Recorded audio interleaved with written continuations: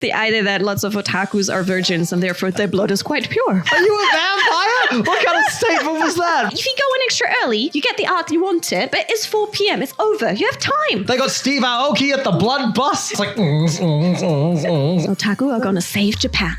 Hey, podcast kittens. It's Cathy Cat and Ladybeard coming at you with another earth-ogling edition of Cat with Beard. My dear? I am great, and you are gonna go and tour around the world soon. Those are the things I do. Do it tour, worldy. Okay, Indonesia and Phoenix, Arizona coming up. So if you're one of those places, see you there. Ooh, okay. So that's coming up for you.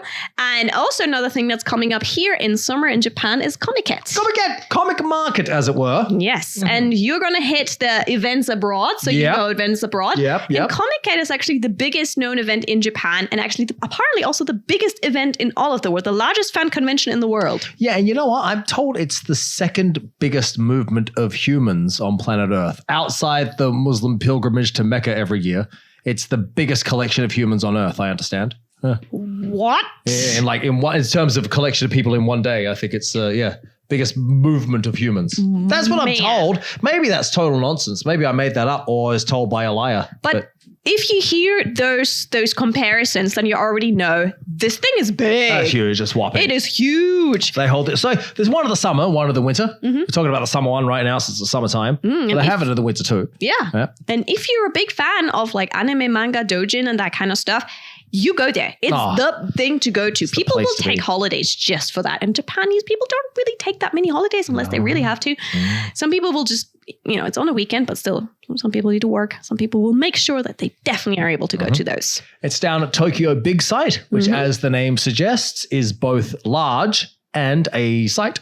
So that was the worst ever description of a place. As the name says it all. It's in Tokyo. It is big and it's definitely a site. It's definitely a site. It's a site. That's where it's held. It is gigantic. And it's also Comiket is a non-profit fan convention. And most of it is about the sale of doujin, self-published anime or manga or illustrations, posters, art, you name it. Not just that, there's going to be more, but we're going to talk about that. So it's not about like the official products, is it? It's not the same stuff that you buy at Animate, which is actually from the companies. A lot of it is fan-made. Yeah, majority of it is fan-made. Sometimes I have the feeling some merchandises might have like certain mingle in there. Sneak it in. It would make sense financially for them to do that. Yeah, Charles? There's a corporate booth where they can the company can join and show their stuff, but it's not mixed up. There's a totally different building to corporate. Oh, I see. So they've been extradited from the rest of the group. I see. Fair enough. They were voted off the island. All right. Fair enough. Good stuff. So this bad boy kicked off in 1975. They've done pretty well for themselves. It started off as 700 people and now it's like 750,000. Yeah. They added like 3 zeros to it since then. Not bad. They grew exponentially. And summer and the winter one have their own little challenges. So before you go, you need to be a little bit prepared. If you love anime, manga, and all of that, definitely go. It's fun, but you need to be prepared for it because otherwise you'll suffer. And if you want to do a bit of cosplaying, definitely go because that's a big part of it as well. And just like we spoke about last episode with all the cosplay manners and so forth, here's a perfect opportunity for you to practice and observe them. And if you listen to the last episode, you know that A, you cannot come in cosplay. B, you have to get changed in the location. And C, if someone wants to take pictures of you, you can only do that or get them pictures taken in a certain location. You cannot do it around other people's booths. In the cosplay section, the photo section, I'm sorry, that's where you got to do it. You have to go to that section. Dilly-dallying elsewhere. And then there's also certain things you can't do with the character. And if you don't know what these are, then check out the last episode. So now you're probably thinking to yourself, well, look, hey, I live here in Montgomery, Alabama. I know all about anime conventions because we have our local anime convention. So clearly Summer Comic Market's going to be the exact same thing. Oh, no.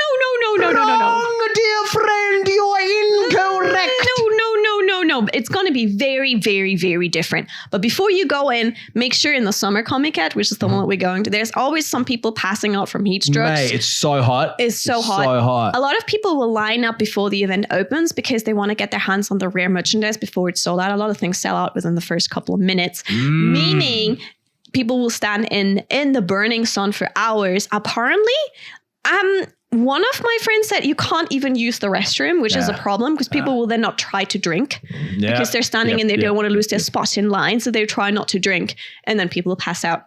So bring some water, bring some salted candy, and just see if there's something you definitely want, then you have to be there early. But if you're just casually coming to browse, then you can wait until they actually have opened the gates. Those little salt thingamajigs are very, very important. Salt candy. Yeah, very good. In whatever it's called. I mean, there's different types of like salt candy that just make sure that you replenish your salts, have enough water, have a parasol if you're standing in line, maybe a little fan to make sure that you're not boiling out there while you're waiting for it.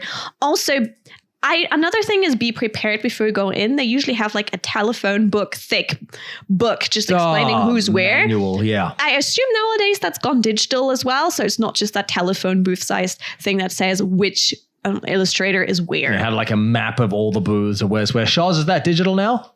Should be. They have digital one now as well, but always it comes with the wristband, like entrance tickets. So people still buy like a physical book. I see. Fair enough. And here's my advice as well. Pick your cosplay wisely, because if you're in some giant mecha suit or something, that's going to be a horrible day for you, my friends. Because the cosplay shooting area is outside, right? It's outside. It's on like tiles. And so they reflect the sun. It's dreadfully hot. It's really, really very hot. So sunscreen up. Make sure you got water. Make sure you've got your salt tablets. And don't wear something real hot, I recommend. Yeah, I mean, like also because it's outside. If it's raining, that's also a bit of a shame. Yeah, that's, it's a bad day for cosplayers. Then that happened a couple of years ago. Didn't we have the typhoon on Comic Market Day? Didn't we? No. Yeah, and people were wearing garbage bags.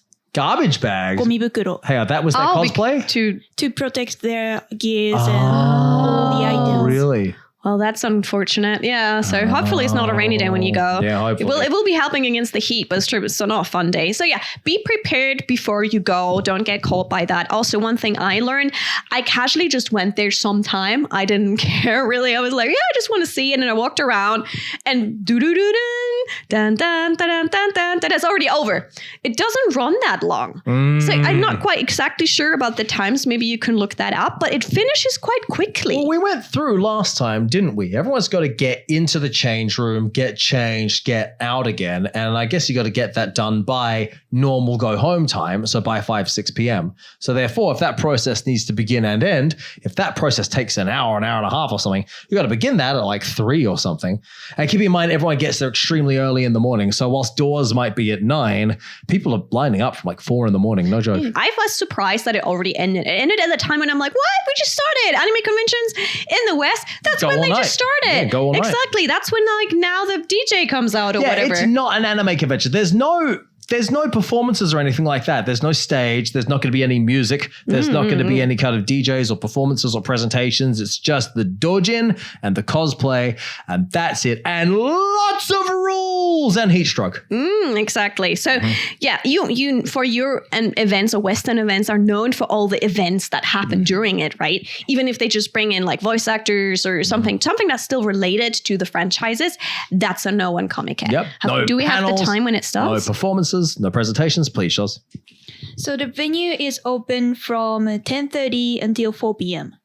4 p.m. Yeah, so you think about it, if you're a cosplayer and you got to get through that changing process, you got to be out by 4, you got to start lining up to get back into the change room at 2, right? I mean, sometimes those changing room lines stay a little bit longer there, but ideally they probably will usher the cosplayers and tell them, please do not come here later than this time. Also keep in mind, like that bit of the morning, it's just crazy hot outside. So you don't want to be out there anyway. It's very tough. Yeah, that finishing at 4 really threw me off because I think I arrived at 2 because I thought the event was going to go for longer. Go all night. I didn't even expect all night. I thought it maybe 7, or at least finish at 6, not at 4. That event is over so quick. It may be because it's so many people and you have to get them out of the venue again, and like the trains will be packed and everything. But yeah, it's very short. And also when you move around the venue, you can't just walk. There's all those like designated ways to walk you have to follow. So to get from like here to there, you have to go up and around and upstairs and over here and up around here, then downstairs and then fight a dragon and then go around this a spiral staircase. Like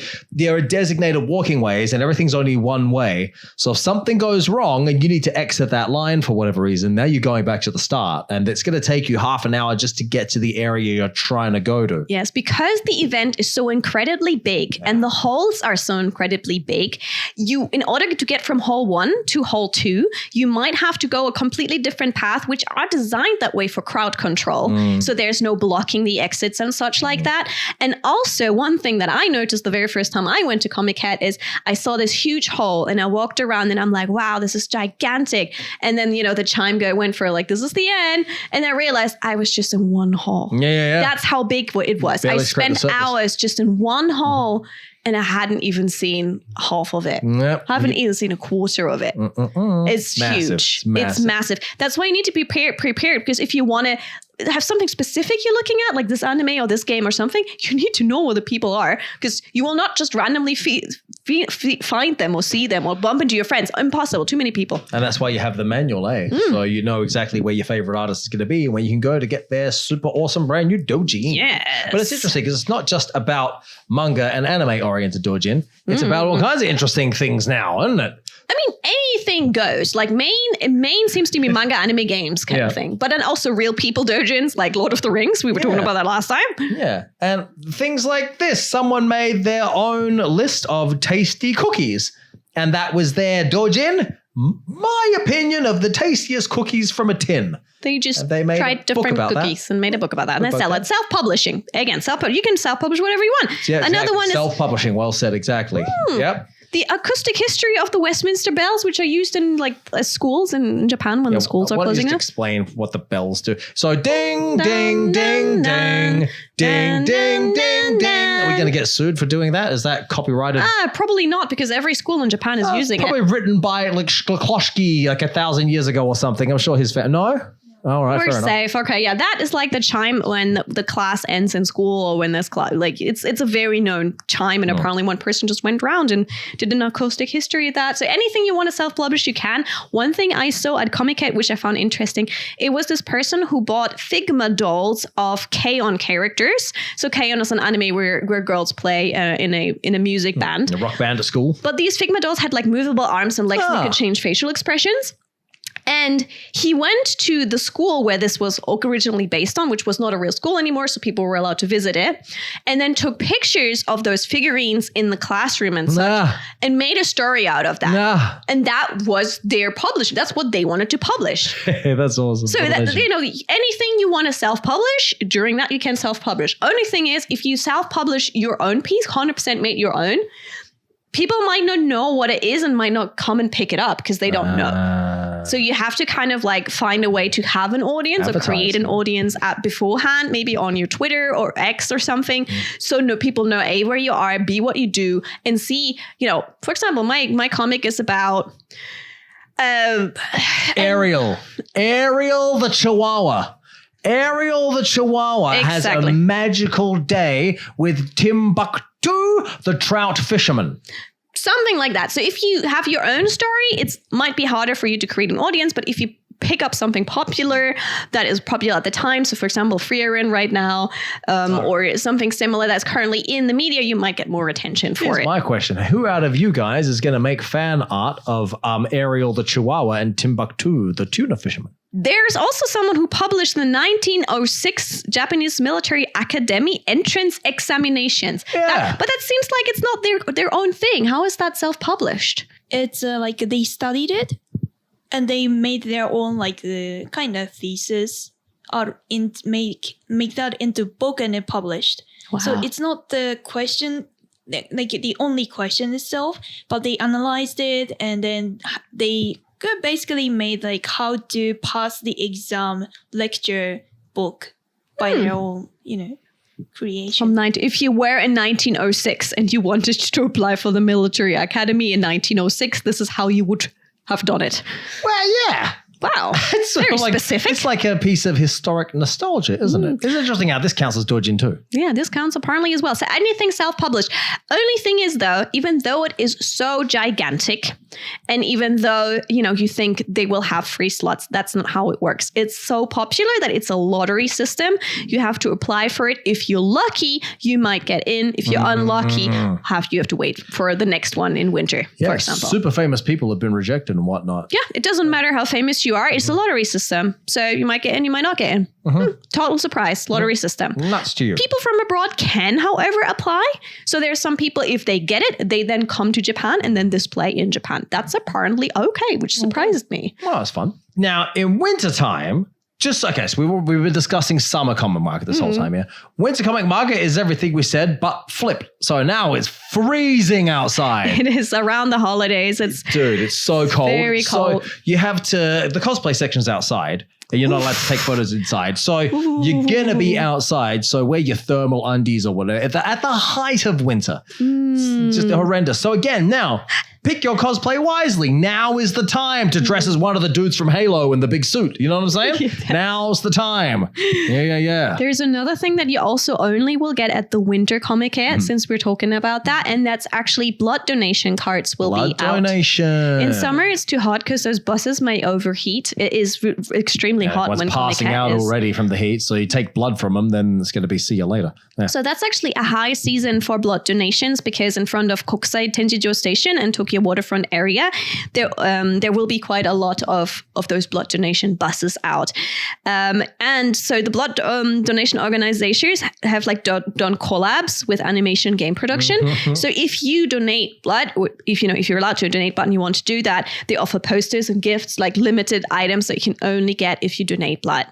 Tell you what, it's not something that you'd immediately think of, is it? I know anime and manga oriented fan art.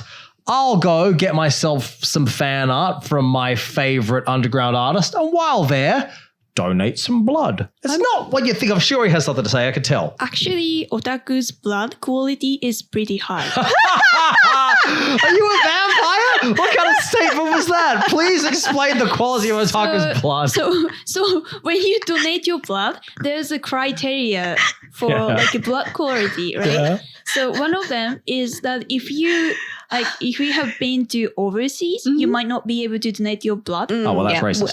I know that there's rules for that because overseas different diseases and different things have been consumed and stuff like that. Right, yeah. And also when you have if you recently have a physical relationship or interaction with other people, you cannot donate your blood. Again, really? To prevent a virus inside your blood. Oh, sorry. Well, that says a lot about otakus right now, doesn't it? I'm not sure if I can say this, but I think it's the idea that lots of otakus are virgins and therefore their blood is quite pure. Spending some time at home, spending a lot of time away from the sun, generally speaking. Okay. Not getting too sunburned. Beautiful blood there. Pure quality blood. That was so funny when Shiori said a lot of otakus have very high quality blood. That is amazing. Oh my gosh. So apparently it's been actually so good though that literally the Japanese Red Cross Society, they wrote a letter of thanks and appreciation to the Comiket preparation community because of how many people have donated blood this way. Wow. Also, if you're otakus who you associate with kind of a hikikomori lifestyle or at least something toward that kind of lifestyle choice, you wouldn't think of them as kind of take my blood kind of people, would you? You would think of them as you stay away from me with that needle kind of people. Isn't that interesting? I mean, hey, that's again where the good image of the otaku comes in, like in the last episode, Densha Otoko, I'll help out. Also, I'll get a poster of my favorite anime character, which is limited. You can only get if you donate blood. Yeah. So isn't that something? I mean, so in 2021, Comiket itself was reduced to 2 days because obviously the pandemic was out. So there were 8 blood donation buses and 553 blood donors. But before that, in 2019, so there was a 4-day event and there were 29 blood donation buses. Wow. And 1,864 blood donors. That's a lot for 4 days. So they can, that will be a massive boost and help. That will save people's lives. That's a dramatic amount of blood. I wonder how many lives are saved purely off the back of comic market each year. And I wonder what percentage of Tokyo's blood donations come from just that one event. Otaku are going to save Japan. Yeah. Hey, you know what? If I were making a doujin involving blood and a bus, it would involve something totally different from this donation system. Oh, man. But yeah, and this is one of the things I think I've seen that before. Sometimes these like will actually have the Japanese Red Cross Society mark on it on the poster or on the goods that you can only get if you do that. And in the end, the event, if you go in extra early, you get the art you wanted, you browse around it a little bit, it's 4 p.m., it's over. You have time. Your time. Might as well donate after that. Man, why not? I hope they leave the blood buses open at night time. Maybe that's where the rave is at. That's where the rave is. The needle in your arm. It's like, they got Steve Aoki at the blood bus. All right. Steve Aoki. Oh my gosh. Yeah, they take your blood, then he throws a pie in your face. That's how they get your blood sugars back up. Oh my God. It's probably not. But the goods are definitely a big pull for that. Go. The party moves over there then. And there's another cool, interesting thing, which I did not know about, and that's the skebu.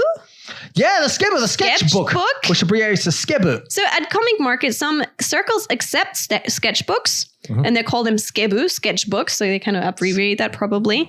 So you bring your own sketchbook, and then they can leave an autograph or like a quick little sketch. That's usually free of charge, but I assume only if you buy a doujin or something from them. Somehow engaged in an interaction already. Yeah. Ideally, you should, buy something from them, and then as a thanks, they will like sign it or something like that. And it shouldn't just be a postcard for like 50 yen that you buy from them. It should be a little bit more, I think. A little bit, maybe a bit more dedication is required. But it's generally also, it's private people, right, who are publishing. So you need to also think that's, out of their money, they probably upfronted that and they got it published themselves. Maybe they cut the stickers themselves. There's a lot of love that is put into those doujin circles who managed to finally get a table. Those tables also ain't cheap to actually be at Comiket. How much does the table cost? They're not cheap. I don't know how much they are, but I think it also depends on how much space you take. Fair enough. Are you sharing? A lot of people are sharing. So if you get like a seat, then you share it in order to like save a little bit of money. So each one gets like a tiny corner that they're sharing and such. It's not cheap. Tiny corner. And you might not even break even. You might actually work at a loss. Really? Yeah. Because if you do have something that people just don't want to read, then you're working at a loss. If you don't already have like people who know that they'll come to you for something, or you have an anime or game that people will come for, then you might not sell anything. So tips for enjoying Comiket. One is read the manual. Read the manual. That big book in which all the people are lined up. Read it cover to cover. There's also rules in there. You should know those. Yeah, know the rules. Follow the rules. Comiket is now 45 years old. So there's a lot of rules. How to line up. The rule, like what you do with the booths for cosplayers, certain areas, where you're allowed to take photos, all of that. It's in the book. Number 2, there are no performances allowed in the venue. So as we were saying before. Absolute opposite to Western events where you would go. You're not going to be, don't say to yourself, I'm an aspiring young singer. I'll go to Comiket with my boombox and bust out a couple of songs. Nah, that's going to end in tragedy for you. I love what your friend Paida was doing, or our friend now Paida was doing, where she went to conventions, asked, is it okay if I dance in the hallway? And she would dance in the hallway. Yes. I think putting herself out there like that, amazing, so good. But unfortunately at Comiket, that's forbidden. Not in Japan, that's right. Don't do that at Comiket. Unfortunately, that's forbidden. So that kind of freedom and like creativity is not appreciated, unfortunately, at Comiket. Creativity is not smiled upon. Yeah, it's also probably because it's the biggest event in the world. So just logistically, they can't faff around. So. Yeah, safety-wise, crowd control. Maybe in that hallway, if people stop to watch, that will block an emergency exit. And it's not just 100,000 of people. It's, so many people that are there. So another point, do not take large yen bills with you because you won't be able to buy anything. So if you like walk around with the equivalent to $100, people might not be able to break that into small coins. Make sure that you have small notes with you and a couple of coins, because again, it's private people. It's not a company that you're purchasing from. It's generally private circles and private people. No cashless payment available. Yeah, they might not be able to change. Also, no credit card. No credit card. So people, this really, tell you what, man, like most things in Japan, you need to be very well organized. If you're going to go buying stuff, you got to be organized with a lot of 100 yen coins, a lot of 500 yen coins, a lot of 1,000 yen notes. And Those are your only options. Yep. Just not faffing around. You bring a 5,000 yen note in, well, big problems. Yeah, there might be trouble because then they're like, I can't give you the change for that. And then you can't really purchase it. That's a bit of a shame. When something like that happens in Japan, though, it creates a very awkward atmosphere, doesn't it? Everyone's like, people really kind of, it's not just like, we don't have change. Hang on, I'll just ask the guy next to me. People just panic over situations like this. So it really creates a negative atmosphere. There will probably be on site somewhere some ATM machines to withdraw money, but those ones will probably be very crowded and maybe even run out of money. Ideally withdraw before you go to the site. Withdraw at your local, wherever you're staying before you go there, because on site they will be super far away and it might take you literally half an hour to go back to where you wanted to go if you find that person you were trying to purchase a doujin from. And also with like the convenience stores and stations and whatnot nearby, I'm sure they have some situation with the ATMs where it's like you can only take out like ichiman yen per day or per customer or something like that. Reminder again, largest event in the world, meaning bring your own water, bring some snacks to keep you going, because even though there are like convenience stores inside, they will struggle refilling the aisles because it's just so many people and everyone gets hungry. You got 750,000 hungry mouths to feed. No one can cater for all of that. So make sure you bring something. It's like governing a country, isn't it? 750,000 people. That's a country, yeah. Holy moly. Well, right. Well, this has been the joys and horrors of attending Comiket. By the way, have you attended Comiket in a professional capacity before? On a professional capacity? Yeah, you've never gone cosplaying there or anything like that? I should. I was literally, now that we're talking about it during this, I'm like, you know what? I should actually go and cosplay there. Like, even though the summer one is probably really, really hot, it sounds stressful. It sounds like a lot of rules, but I'm up for it. I should do it. I'll tell you what, if you go in winter, counterintuitive, but if you are going to go cosplay in winter, despite the fact we said it's freezing outside. Winter Comic-Con? Still wear your sunscreen. Because it's still sunny and you get sunburnt. It's counterintuitive because it's freezing. Does this happen to you in the winter in Japan? You get sunburnt? I always get sunburnt, yeah. Okay. Because it's freezing. So if you spend time outside in the sun thinking, hooray, the warmth of the sun, but you get sunburnt. So sunscreen up, it bounces off the tiles, come back at you and stuff.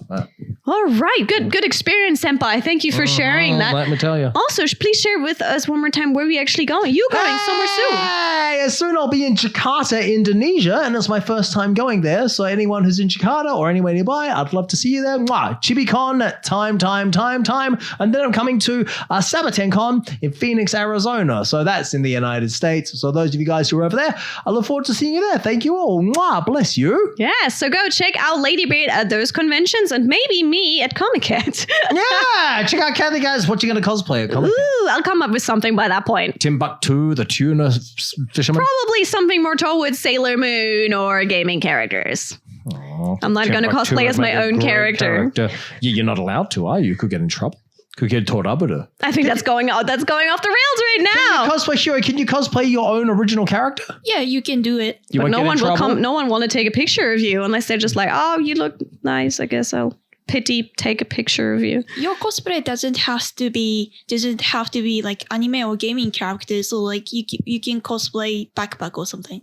A backpack. A backpack. Really? Oh, you can cosplay anything at Comiket? Yes. You can be a loaf of bread?